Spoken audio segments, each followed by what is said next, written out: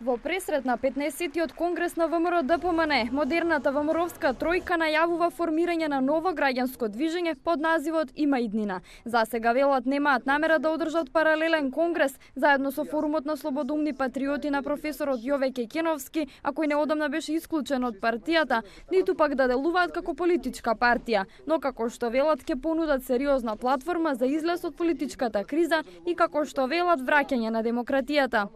Целта на таа граѓанска платформа е во форма на граѓанско здружение, што е сосема различно од политичка партија, вистински да покаже дека во Македонија има граѓани кои што имаат капацитет, дека во Македонија има луѓе кои што може да ветат и да ја прифатат одговорноста и обврската да реализираат и испорачаат нешто во интерес на граѓаните. Институциите се узурпирани, судството е узурпирано и на некој начин граѓаните се окупирани. Тоа ние сакаме да го промениме. Изминативе 2 месеца, додава Лазаревик, настојувале да влијаат врз членовите на ДПМН и да им укажат дека потребни се сериозни внатрепартиски реформи. Токму Конгресот, вели тој, е шанса за луѓето во партијата да покажат отпор на она што моментално се случува во државата.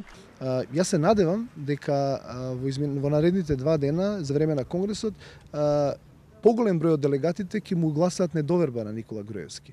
И на тој начин ќе покажат интерес да ја спасат ВМРО-ДПМН како партија и нели да се почне еден нов процес. Меѓутоа, нели оставам простори дека може да биде тоа една апсолутна победа на Никола Груевски, што ќе отвори една сосема друга димензија во политичкиот живот во Република Македонија, во која што тој на некој начин ќе ги вовлече сите.